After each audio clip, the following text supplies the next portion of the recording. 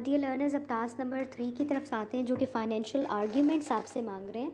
अब financial arguments health and safety को improve करने के लिए वो कह रहे हैं कि आप डायरेक्टर को क्या ऐसी बातें बताएंगे जिससे वो कन्विंस हो जाए कि ये हेल्थ एंड सेफ्टी को हमें इम्प्रूव करना चाहिए। तो सबसे पहले तो हमें ये उस सिनेरियो में बताना है कि कोई भी ऑर्गेनाइजेशन जो है फाइनेंशियल लॉसेस को बहुत ज़्यादा बेयर नहीं कर सकती है, चाहे बड़ी हो या छोटी हो। कभी भी कोई हेल्थ एंड सेफ्टी का इशू आता है तो डायरेक्टर को कन्विंस करने के लिए सबसे पहले तो उन पॉइंट्स को रखेंगे जो इन्होंने लॉसेस ऑलरेडी बेयर किए। डायरेक्टर को ये बताया जाएगा कि ऑलरेडी हमारी ऑर्गेनाइजेशन जो है 2 हफ्तों से बंद है। आप सोचें, आप ये बताएंगे कि कन्विंस करेंगे कि एक हफ्ते में फॉर एग्जांपल हम 1 करोड़ कमाते हैं या 0.5 करोड़ कमाते हैं, तो 2 वीक्स हमारी कंपनी क्लोज रहने का मतलब यह है कि हमने इतना फाइनेंशियल लॉस कर दिया। जो हमारी सर्कल में अमाउंट्स थी वो हमने उसको कॉप अप नहीं कर सके। फिर उसके बाद अपने आप डायरेक्टर को ये बताएंगे कि हमें जो है बहुत ज़्यादा डाउन टाइम फेस करना पड़ा, जिसकी वजह से हमारी प्रोडक्शंस मिस्ड हो गई और हमारे जो कॉन्ट्रैक्ट्स थे नई और पुरानी ऑर्गेनाइजेशंस के साथ वो लूज़ हो गए। ऑब्वियसली जब कॉन्ट्रैक्ट्स ही नहीं मिलेंगे, कंपनी को फाइनेंस ही नहीं आएगा, तो वो किस तरह से चलेगा। फिर उसके बाद डेडलाइंस मीट नहीं हो रही थी, क्योंकि बहुत सारे क्लाइंट्स के साथ इन्होंने काम किया हुआ था। बेकरी थी, क्योंकि इस चीज़ का इल्म था कि हमारी ऑर्गेनाइजेशन बहुत बड़ी है, लार्ज स्केल पे काम कर रही है, मुख्तलिफ लोगों के साथ काम कर रही है। तो डेडलाइंस मीट ना होने की वजह से कोई भी ऑर्गेनाइजेशन इस हादसे की वजह से अपने आप को एसोसिएट नहीं करी थी।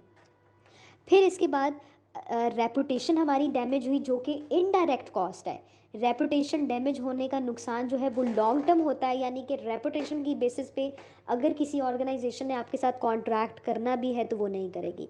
तो आप डायरेक्टर को ये कहेंगे कि हमारी रेपुटेशन जो है वो डैमेज हो जाएगी, और मज़ीद अगर हमने इसको इम्प्रूव ना किया तो हमारी रेपुटेशन बुरी होने की वजह से और इमेज बुरी होने की वजह से ना हमारे साथ मज़ीद क्लाइंट्स कॉन्ट्रैक्ट करेंगे, ना सोसाइटी में हमारी अच्छी इंपॉर्टेंस रहेगी, ना ही हमारी गुडविल हमारे क्लाइंट्स के साथ क्रिएट हो सकेगी, ना स्टाफ्स के साथ क्रिएट हो सकेगी, नंबर 1।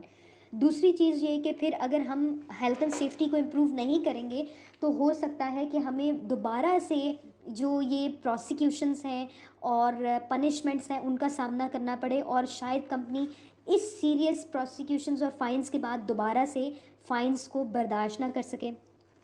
तीसरा ये कि हमारी ऑर्गेनाइजेशन में अगर हमने हेल्थ एंड सेफ्टी को फॉलोअप नहीं किया तो टर्नओवर रेट इस कदर बढ़ जाएगा कि कोई भी नया पर्सन यहाँ पर काम करने को प्रेफर नहीं करेगा। यानी कि हमारी सोसाइटी में कोई वर्थ नहीं रहेगी। सारे अपनी हेल्थ एंड सेफ्टी को सेफ रखने के लिए हमारे साथ काम नहीं करेंगे।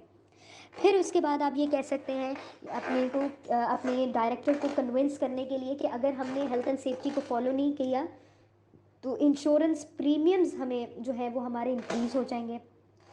और फिर हो सकता है कि अगर हम हेल्थ एंड सेफ्टी का ख्याल ना रखें तो जो एक्सपर्ट लोग हैं, एक्सपर्टीज़ हैं, ऐसे लोग हमारे साथ एम्प्लॉयज़ काम नहीं करेंगे जो एक्सपर्टीज़ हों।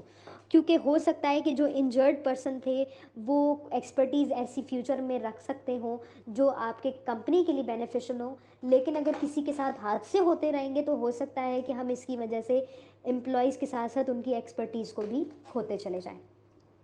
इसके अलावा जो है आप ये भी अपने डायरेक्टर को कन्विंस करने के लिए कह सकते हैं कि अगर हमने हेल्थ एंड सेफ्टी की फाइनेंशियली इम्प्रूवमेंट नहीं की तो फिर हमारी प्रोडक्शंस मिस्ड होना शुरू हो जाएंगी। हमें जो पेमेंट्स आ रही हैं वो हम उनको फॉलो नहीं कर सकेंगे, हम उस प्रॉफिट्स को मैनेज नहीं कर सकेंगे, और हमें इन शॉर्ट वो फाइन्स के साथ रिवर्स करनी पड़ेगी।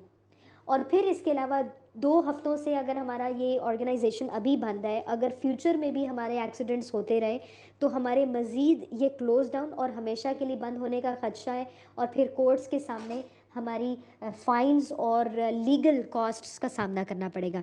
तो इस तरह से हमें ये पता चला कि डायरेक्टर को कन्विंस करने के लिए आप कह सकते हैं 2 हफ्ते की, जैसे कि ये क्लोज डाउन रहा है, हमें फाइनेंशियली लॉस हुआ, डाउन टाइम से प्रोडक्शन का लॉस हुआ, डेडलाइंस मीट ना करने की वजह से जो कॉन्ट्रैक्टर्स हैं, क्लाइंट्स हैं, वो अपने ऑर्डर्स वापस ले लेंगे।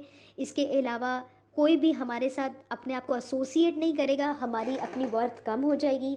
रेपुटेशन हमारी डैमेज हो जाएगी, जो कि इनडायरेक्ट कॉस्ट है, और वो माइनर कॉस्ट्स हमारी बहुत सारी सामने आएंगी, और क्लेम्स और फाइन्स की वजह से हम शायद जो है बैंकरप्ट भी हो जाएं।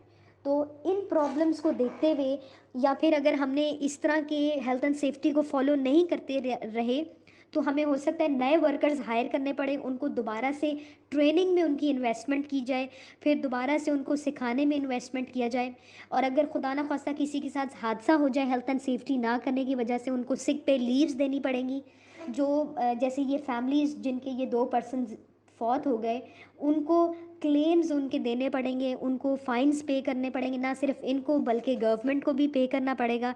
तो इस तरह की चीज़ें आपने बतानी है in reference to the scenario. अब ये जो पॉइंट्स थे, 2 वीक्स क्लोज रहना, डाउन टाइम होना, प्रोडक्शन लॉस्ट होना, डेडलाइंस लॉस्ट होना, ऑर्डर्स लॉस्ट होना, रेपुटेशन डैमेज होना, क्लेम्स आना, 3.5 लाख पाउंड्स का जो ऑर्गेनाइजेशन को फ़ाइन हुआ वो वेस्ट होना, ये सब फाइनेंशियल लॉसेस हैं। आपने आंसर को स्टार्ट इस तरह से करना है कि कोई भी ऑर्गेनाइजेशन जो है फाइनेंशियल लॉसेस किसी हद तक बेयर कर सकती है, उसके बाद ऑर्गेनाइजेशन एग्जिस्ट करना उसके लिए मुश्किल हो जाता है, सरवाइव करना मुश्किल हो जाता है। फिर आपने अपने पॉइंट्स को डिस्क्राइब करना है। 10 नंबरों का सवाल है, आपने 10 पॉइंट्स को इलेबोरेट कर देना है in your point of views and in reference to the scenario. I hope कि आपको समझ आ गया होगा।